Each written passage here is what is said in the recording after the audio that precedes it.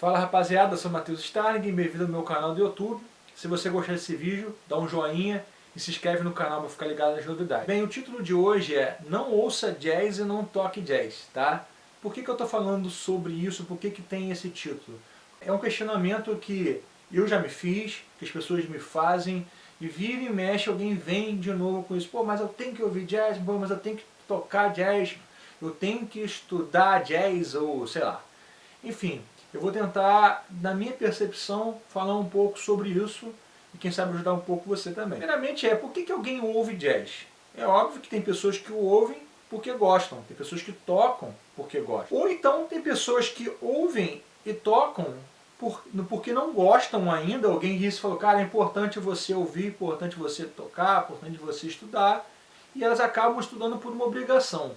O que acaba sendo um pouco chato, né? Um pouco sem sentido. Mas eu fui um dos que comecei a ouvir e tocar, estudar jazz em função disso. Porque alguém me disse que era importante e eu confiei.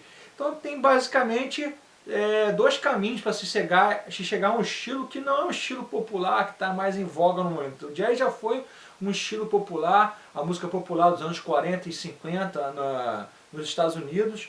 Foi um estilo que influenciou bastante uma música popular dos anos 60 no Brasil, principalmente na região do Rio de Janeiro, que foi a Bossa Nova. Então por que estudar ou tocar, então, né, ouvir jazz seria importante?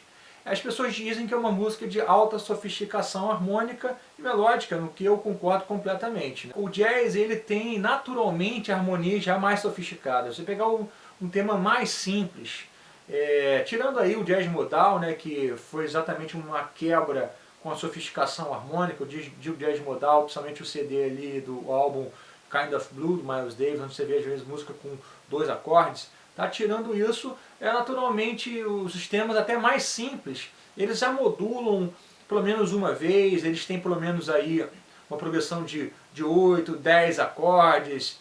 É natural ter no mínimo um 2-5-1, no mínimo um sub-5 ou um 2-5-1 estendido, modulação é comum.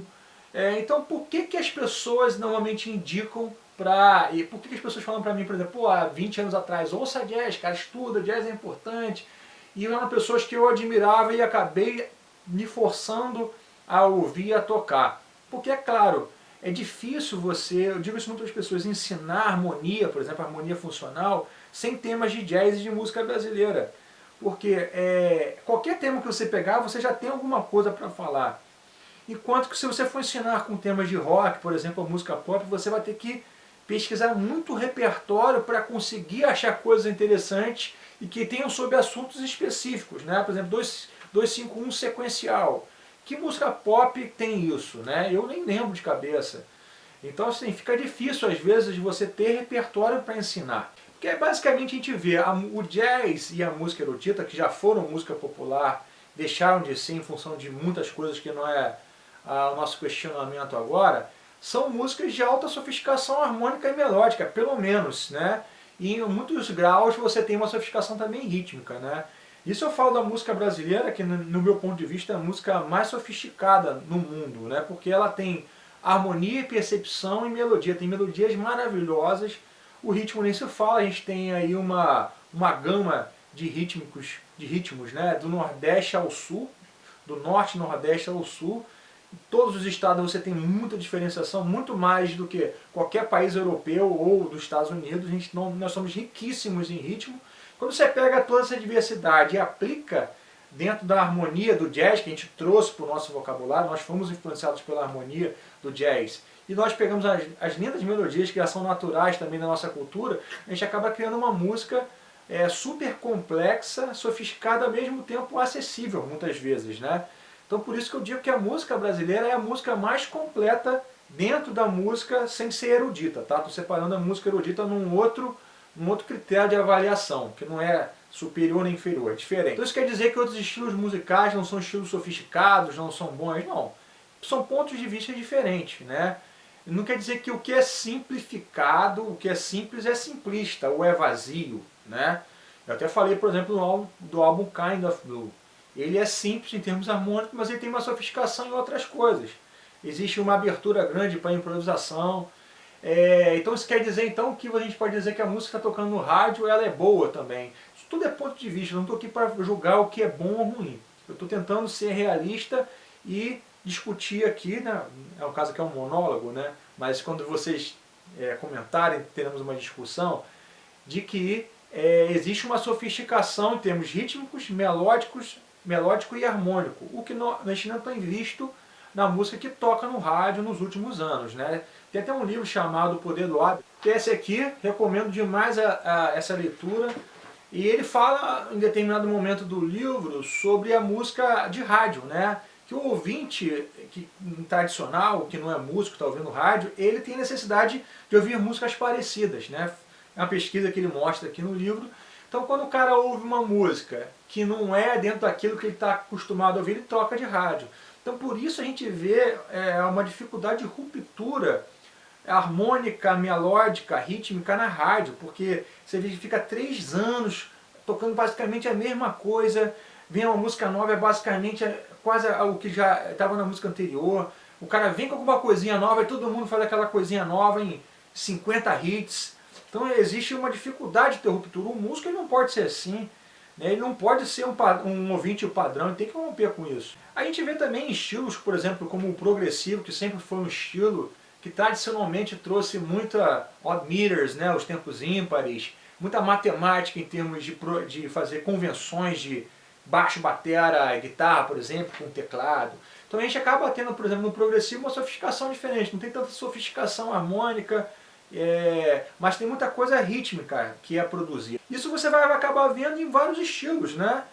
Cada estilo ele acaba tendo pontos fortes, né? A música brasileira, como eu falei, do meu ponto de vista, é a música que reúne tudo.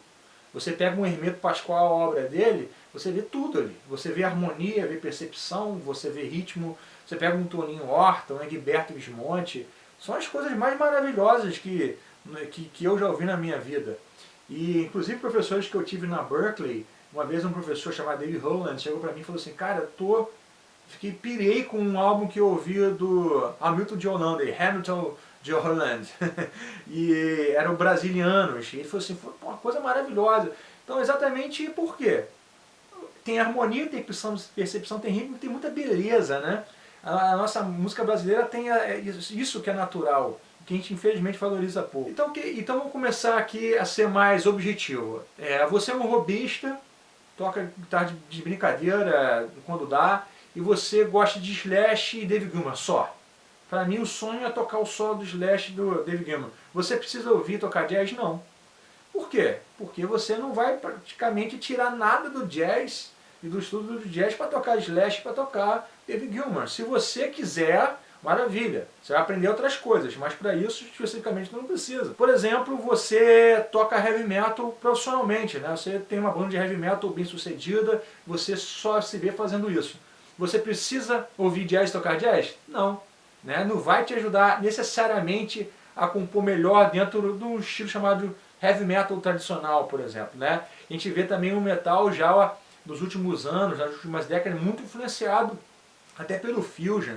Né? Muitas bandas misturando muitas coisas. Então nesse sentido, quando eu falo não, é o heavy metal tradicional. Tem uma galera nova, muito esperta, que usa muitas coisas de harmonias mais sofisticadas e já coloca dentro. Você pega caras como Kiko Loureiro, Alex Skolnick, guitarrista do Testament, que são caras que têm sucesso tocando metal e são caras totalmente abertos, que tocam outras coisas, são bem-sucedidos, talvez a fonte primária financeira vem do metal, mas que se abriram em algum momento da vida para outros estilos, incorporaram isso, e você vê que o que aconteceu comigo, eu também vim do metal, comecei tocando só isso, e com uma hora você se apaixona, você começa a estudar, você começa ali sem compromisso, daqui a pouco você está amando, você está se sentindo desafiado. Então isso é uma das coisas interessantes do jazz, da música brasileira, e de todos os estilos que têm influências do jazz e da música brasileira, que é você se sentir constantemente desafiado.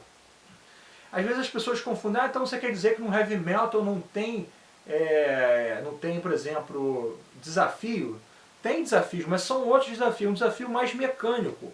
Questão mecânica, com insistência, todo dia você sentar e praticar a mesma coisa, você tem resultado. O que é diferente, por exemplo, da improvisação. Você tem resultado estudando, mas é uma outra concepção muito mais subjetiva. E se você quer tocar um trecho de uma música rápida, você vai sentar todo dia ali e você vai tocar 1 hora.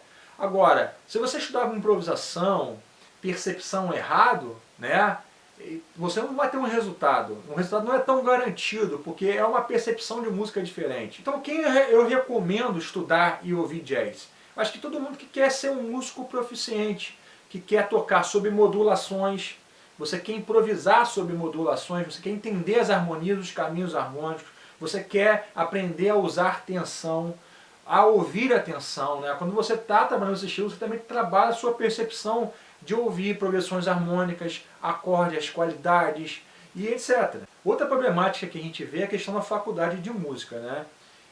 Algumas pessoas ficam muito revoltadas de ter que fazer uma faculdade e acabar tendo que estudar harmonia, improvisação, que é voltada para isso, né? Para análise funcional de temas e etc.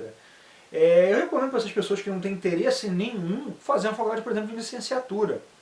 Você vai ter a sua faculdade, você vai ter o seu diploma de música e você não vai precisar passar por isso. Agora, se você quer ter uma faculdade de performance, infelizmente não existe uma faculdade de heavy metal. Talvez alguém possa criar aí e conseguir fazer algo interessante com isso.